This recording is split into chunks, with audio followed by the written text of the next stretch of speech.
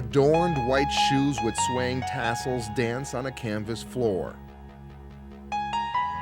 Fixed eyes remain engaged on a partner. And overworked sweat glands are proof the chase is on. The players on center stage, however, are not alone in this drama. Trainers, spectators, and show producers also play roles in what they all hope will be a big hit. This is Connecticut boxing, and of late it has emerged onto the big stage. International audiences, millions of viewers are now watching modern-day gladiators in the Nutmeg State. Behind it all is the emergence of casinos on Connecticut Indian reservations. Both Foxwoods and the Mohegan Sun host big-time boxing events, and the networks such as USA, ESPN, and HBO are eating them up. Boxing is one of the most important programs on the network. It's certainly the bread and butter of our sports department, and we take pride in our boxing. For Connecticut, it means big names such as Roy Jones and Tim Witherspoon, who make stops here from out of state and often from other countries. For the promoters, the venues provide guaranteed revenue and a perfect backdrop for the main event. Yeah, we love it up here. The media's been great up here, very receptive, great boxing fans up here. We just love doing shows up here, and we hope to come back as much as possible. Oh, this is great. Great being here in the action, right in the middle of everything. Front row seats so we can catch some of the sweat flying.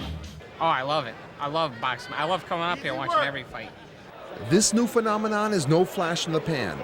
Tribal gaming commissioners will tell you this baby has legs. A new tribal and gaming commission, TV network participation, crowds of spectators, home audiences, and eager promoters are certain boxing will go the distance. They all say it's part of Connecticut's tradition. Connecticut has been a hotbed of boxing for many decades, and we actually had 4, I believe, champions come out of Connecticut. Kid Kaplan, Bat Badalino, Marlon Starling, and of course, one of the world's greatest, Willie Pep. There were all kinds of local clubs operating many years ago in Waterbury, Holyoke, Enfield, and there was a lot of places for the local fighters to showcase their talents.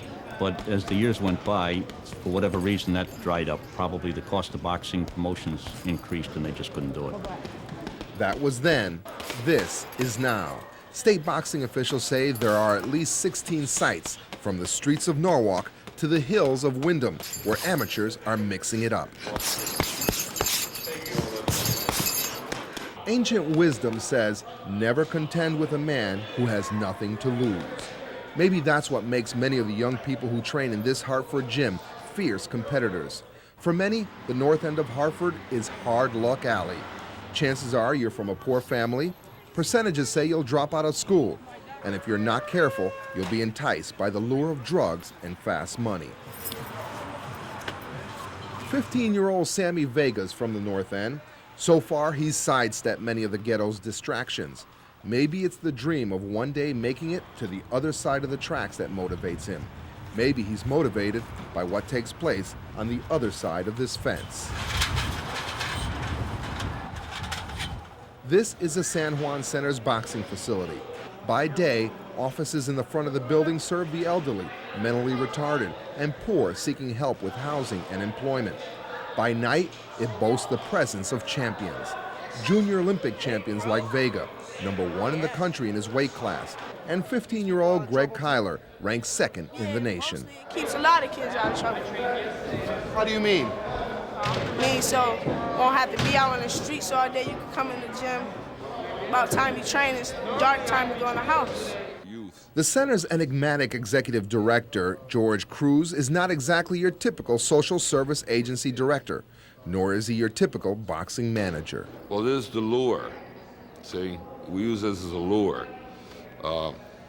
Once a kid comes in here, then we start worrying about his report cards, how he's doing in school, and eventually these kids, some of them need financial aid to get into college, some of them need help getting into the armed forces to build a career, and we try to focus on their future.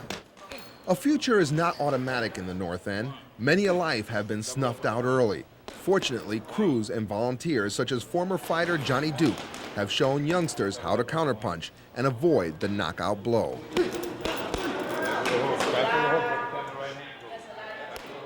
If you want to be somebody, you gotta work hard.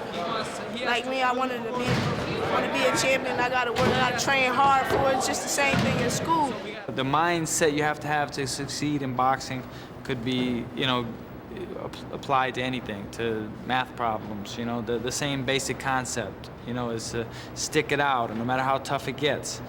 Professional fighter John Scully of Windsor speaks from experience.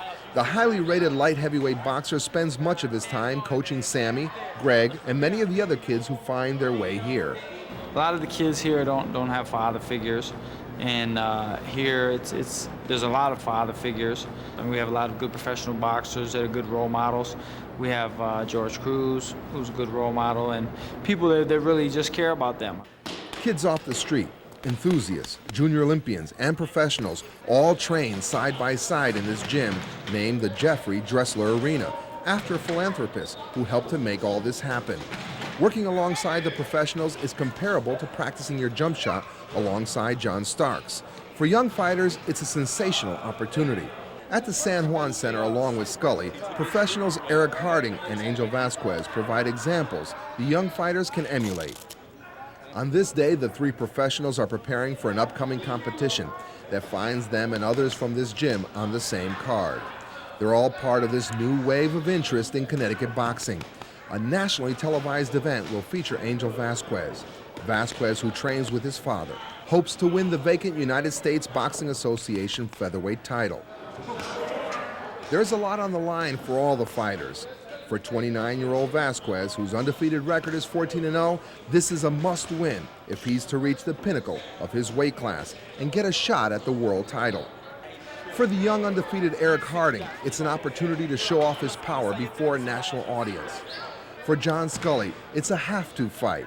The 30-year-old with a record of 37 wins and 7 losses has his back to the wall and has to win. The once fourth-rated fighter in the world lost his last 3 bouts. If he loses again, it may mean hanging up the gloves alongside other San Juan Center memorabilia. The resurgence of boxing promotions in Connecticut, however, means the fighters will be able to take on their upcoming opponents in the very gym they call home. Each hopes to walk up the familiar stairs and rise to the occasion. Ladies and gentlemen, we are now waiting for our next bout, the co-feature attraction of the evening. On fight night, the arena fills to capacity, bringing a smile to the promoter's face. The hometown crowd anticipates local victories and is not disappointed by the preliminary bouts. San Juan Center fighters give the fans what they're looking for. The Dressler Arena, complete with namesake at the microphone, is abuzz with excitement. ESPN cameramen focus in on the action as the decibel level rises. The room temperature, hovering well past 85 degrees, mixes with perspiration from hundreds of fans crammed into the hall. No one sweats more than the promoter, who needs to see ticket-paying fans in the seats. They're the real blue-collar fight fans that you don't see at a casino. And quite honestly, this is the future of boxing. And although the casinos serve a purpose and they really stage the big fights, this is where your fighters come from. Tonight, Angel Vasquez goes for his first title. 6 months from now, he'll be on HBO. So you got to have these grassroots fight cards, and this is where it happens. It's the full cycle here. There you go, baby. Shoot 2 jabs. I guarantee you they'll land. 2 jabs. He right there for it. 2 jabs in the right hand. This kid is fighting for the basics. While women are present and cigar smoke is not, the boxing experience is still not for the politically correct meek at heart. Presenting an action-packed night of boxing here on the Deuce. Harding was the first televised fight of the night, and he would set the stage for Scully and Vasquez. It wouldn't be long before Harding tattooed the visitor with the San Juan Center brand.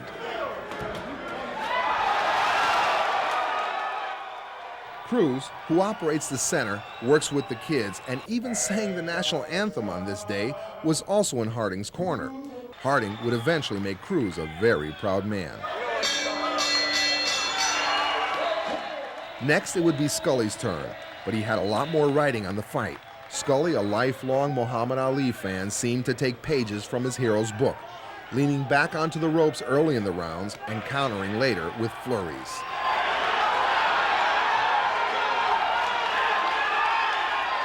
Scott Lopek of Long Island, however, refused to cooperate and promised to dampen the hopes of the hometown crowd.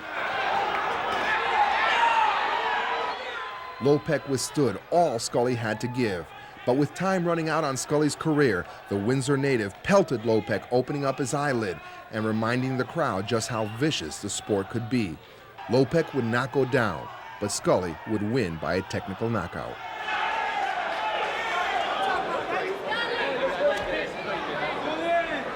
No, he's not yelling Adrian, and we're not in Philadelphia. That was Julian, and this success story is being written in a mid-sized New England city, much to the delight of the fight promoter.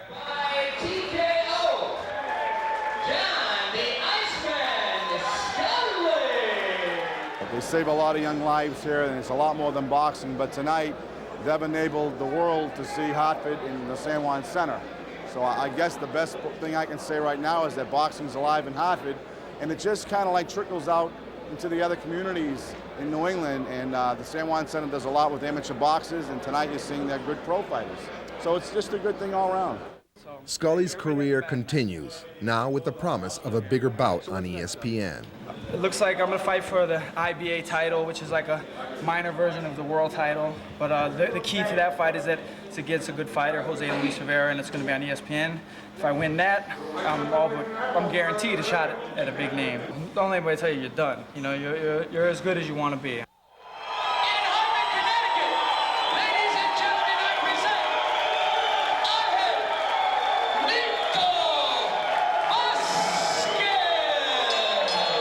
Angel Nito Vasquez of Hartford, a transplant from Puerto Rico, took on the 12th rated contender for the belt, Bernardo Baby Quiñones from Mexico. If Vasquez wins, to many of his fans, it means a man from their community, their street, someone who speaks their language, has made it to the top. Vicariously, they are all there with him.